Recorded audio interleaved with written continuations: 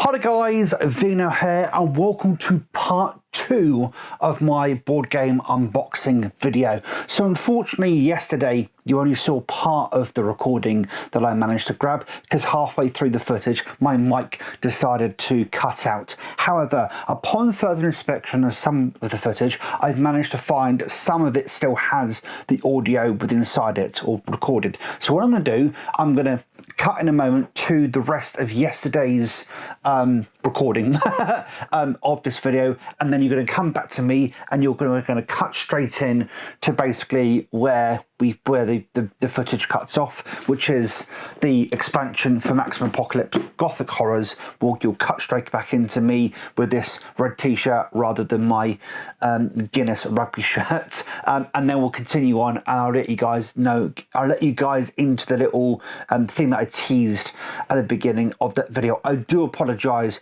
quite a bit. What I think happened is when I went over yesterday to pick up the Maximum Apocalypse Gothic Horrors expansion, is I accidentally tapped the mute button on my lavalier sort of it is a transmitter. The transmitter, the mute button on it when I leant over, and so it muted the mic. Basically, anyway, you'll be back with me momentarily. For me, it'll be instantaneous. Obviously, for you, you're going to watch a couple of minutes of footage from yesterday, and then you'll cut back to me. Next up in the box is a card game, and this is called Maximum Apocalypse.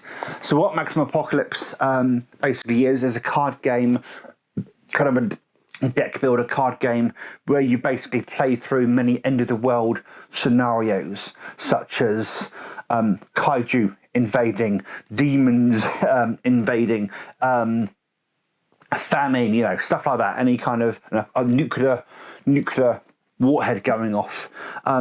There you go. Looking forward to that. Next up is actually the expansion to Seventh Continent, and it's this one. This is the expansion. Again, I think I've put the box lid on the long way around. I've forgotten what this is actually called. I think this is called Whatever Goes Up Must Come Down, something like that. But that's the expansion to the Seventh Continent. We then got the expansion. So guys, you're back with me now. Hopefully you probably heard at the end of that clip there that obviously the audio did cut out, and now you're back with me. So let's move forward with the unboxing. So next up is the Gothic Horrors, sorry, the Maximum Apocalypse expansion Gothic, or I can't speak right now. This is the Maximum Apocalypse Gothic Horrors. This is the deluxe expansion. This also contains Kaiju Rising, which is one of the sort of miniature expansion add-ons that you can have with this. I don't know if I mentioned this during yesterday's video. I'm really looking forward to playing some Maximum Apocalypse. It looks like a really interesting game. The next game I then went on to unbox, with no audio at this point, was a game called Control. Now this is actually a 2 to 4 player game. However, I got this because I really like the art on the cards. It's a nice little box like this. I think this box looks really classy with the sort of gold motif and everything. That's the back. I think this looks gorgeous personally. But you open it up, it's a cute little box, nice little cute instructions there, rules, and these are the cards. You get these little tokens, which I think are quite an important part of the game. There's 5 of them. Yeah, 5 of them. These sort of tokens that I think you use throughout the game. We're going to put those back so I don't lose them.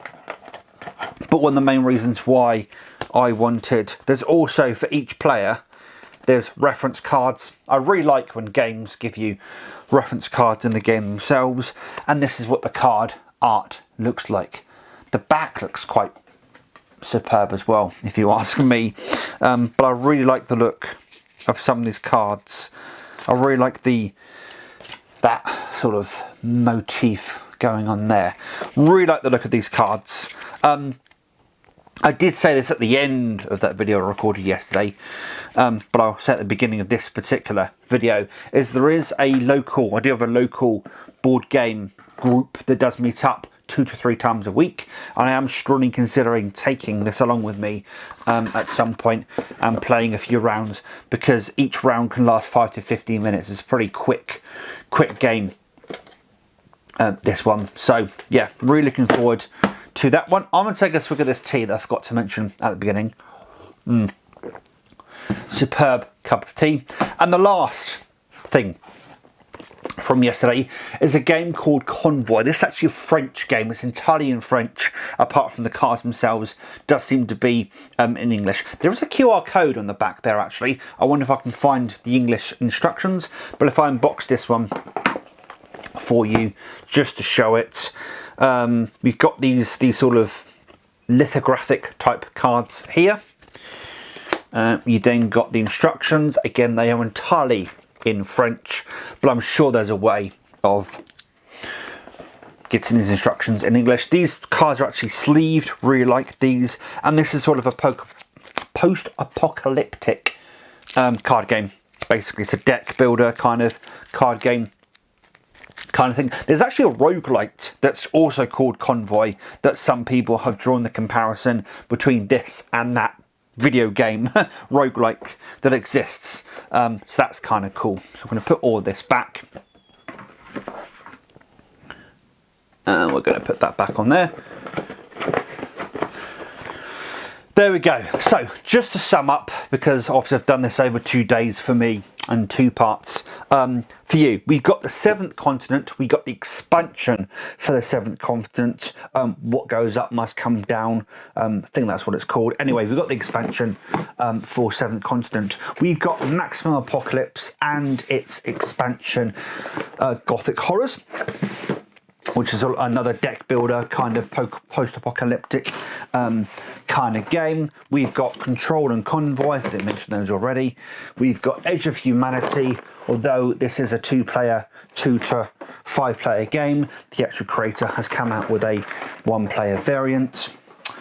We have Galaxy Defenders, basically XCOM without the without the license to use the XCOM name. By the way, that is a little bit of a joke, because I think it is its own game. But looking at reviews and watching gameplay videos of it, a lot of people say that's essentially what it is. And we've also got Keyforge. One thing about Galaxy Defenders, actually, because I don't want to give it an unfair representation, is also apparently the scenarios in the game are actually really varied. So it's actually got a varied game for what you get out of it. So that's the games that I've unboxed, well, yesterday, and then of course re-recorded this segment for today. So now we're going to get on to the spicy thing that I teased at the end of the last video. Well, it's spicy to me, don't know if it's very spicy to you, but I'm currently backing, or have pledged towards, 2 games on a crowdfunding site called GameFound. Those 2 games are as follows. One called Blood. Blood, actually, the campaign ends next Thursday, I think it is. Ends on the 11th, which actually isn't too far from the current date. It's Sunday the 7th. I'm recording this video. So in 4 days' time, that's going to end, basically. And what Blood is, it's a dungeon crawler / boss battler from a studio known as Ludus Magnus Studios, based in Italy. Of all places, and it kind of, they've done a few board games now, and all their board games fit in the same universe, which is actually really cool. And at some point I may see if I can track down some of their other games in order to add to it. The only issue with it is I think that their games are exclusive to crowdfunding websites, which makes them really expensive on the open market if there's no retail equivalent of them. But hey, some of the games I've got literally to my right are some of them are Kickstarter, some of them are crowdfunded exclusives. I think Deep Madness never went to retail, although the boxes do look they could have gone to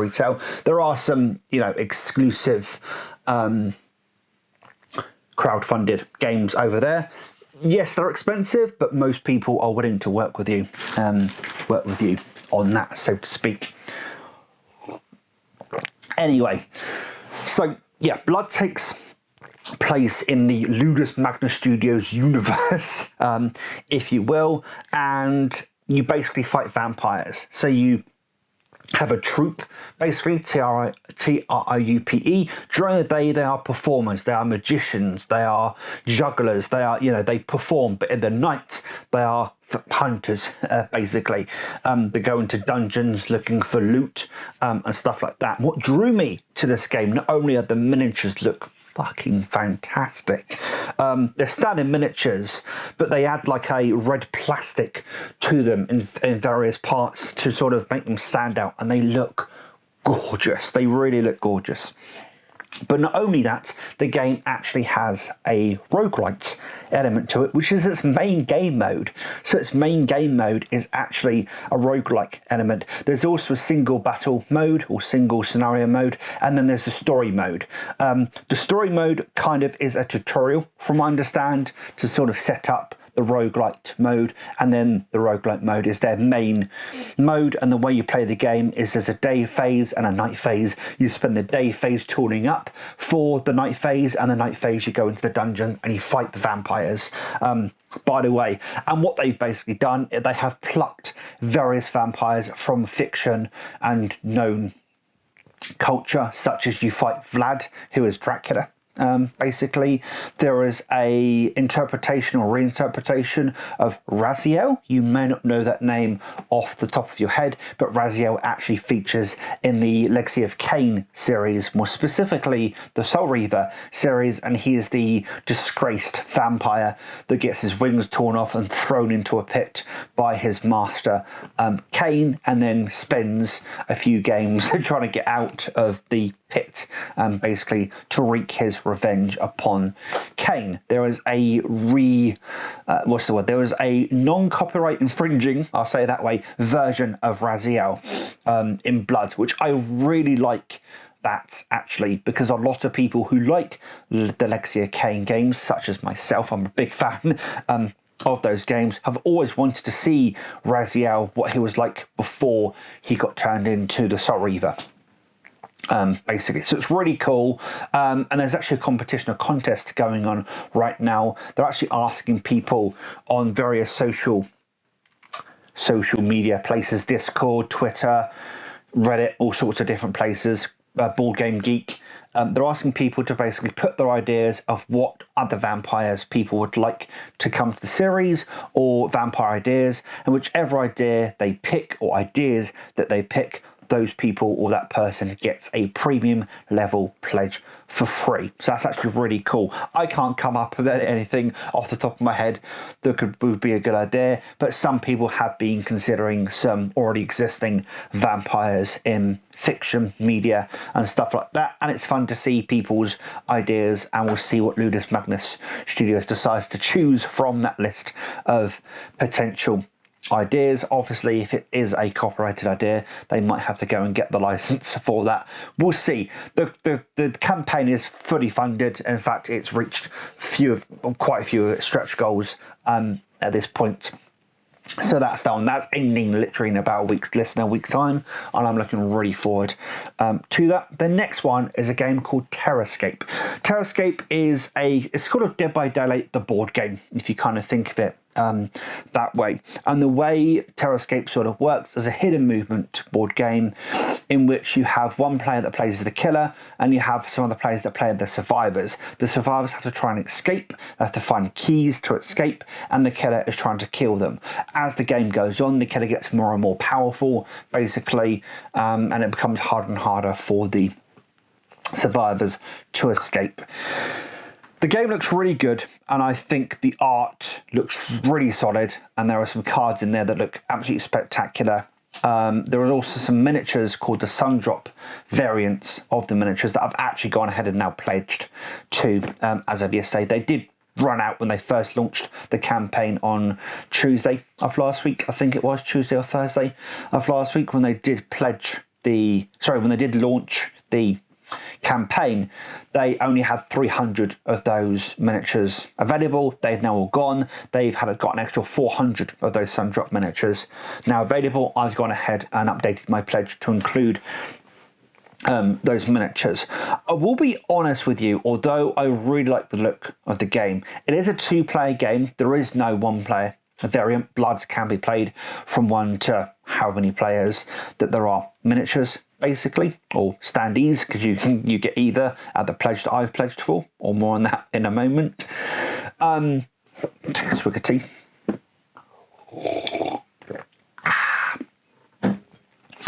When it comes to Terrascape, as saying, it's a 2 to how many player game. You physically can't get a 1-player variant, I don't think. We'll see what happens between now and when the game comes out next April.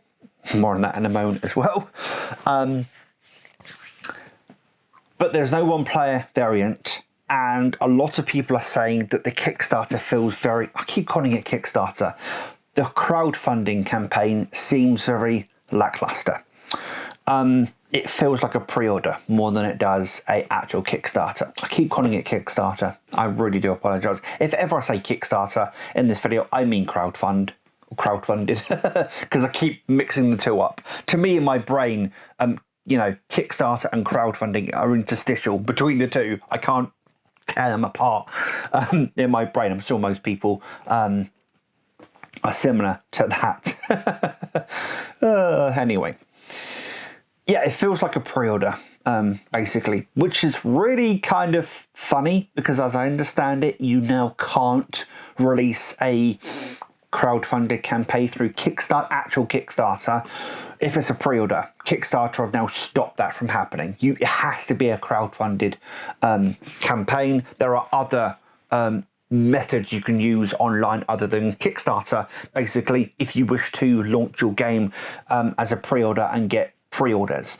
So essentially it does feel very much like Terrascape is simply just a pre-order, which leaves quite the bad taste in my mouth. There have been seldom updates. Blood, Ludus Magnus Studios have updated every single day, sometimes multiple updates a day. There have been gameplay videos, there have been rule analysis. Every day or every other day there seems to be another, quite well-known board game YouTuber that has a preview of the game that releases a video, and that goes up as part of their updates. They are all over these updates, and as I said, Ludus Magnus Studios has already launched several board games successfully, so the pledge is quite safe. However, I do have a bit of a bad taste when it comes to Terrascape at the moment, and Terrascape is available retailing. It's available retail. It's available at retail. You can buy it from Amazon right now. You can buy the base game, and you can buy some of the expansions right now. It's quite pricey through Amazon versus if you were to get it through GameFound. However, you can buy it retail wise. Both of the pledges I've gone for the all-in bundles. Blood, I've gone all in. I'm going to get the miniatures, all of the stretch goals, the expansions, the sleeves, everything. Basically, the sleeves for Blood are quite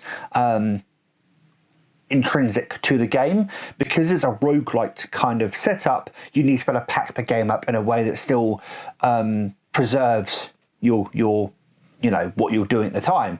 And apparently you have a very unique sleeve system that allows you to pack it up in a way that preserves the state of the game, so to speak. So I've gone all in with that one. I'm paying for both these games over the course of time because you can do a stretch pay, I think it's called.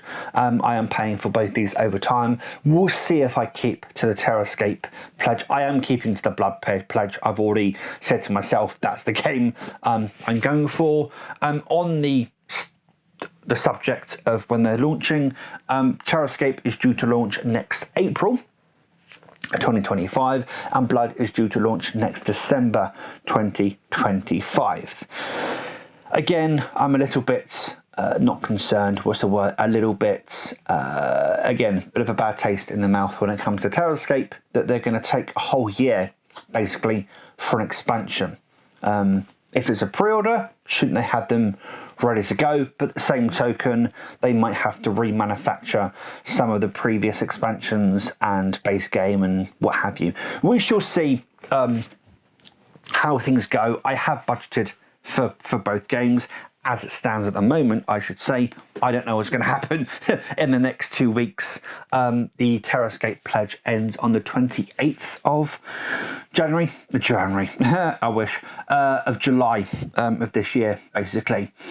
We'll see what happens between now and then. Obviously, if I'm not financially in position to pledge that, then I'll go ahead and cancel my pledge and just stick with Blood. To be honest, I think I have enough games for the next year or so to get on with, but I will be providing you guys with updates when it comes to my Blood pledge, because that's the game I'm definitely sticking with, and I do stick with Terrascape.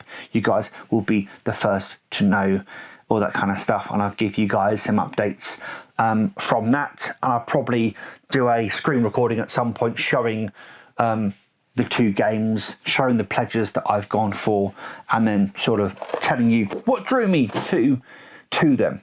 One thing I do want to state at this point, and it is absolutely stating a bit of a PSA, public service announcement, is when you back a crowdfunded project, there is a risk involved. There is a high risk I won't get a product at the end of this. There is a high chance that they might overpromise, underdeliver, and that's, you know, that's perfectly understandable, so to speak, and I very much understand that there's a high chance, relatively high chance, that there are some scams out there. When it comes to these 2 particular studios, Ice Makers and Ludus Magnus Studios, both of them have a good track record. They've both released games already onto the market. In Ludus Magnus's case, multiple games onto the market. So we shall see what happens with that. I basically trust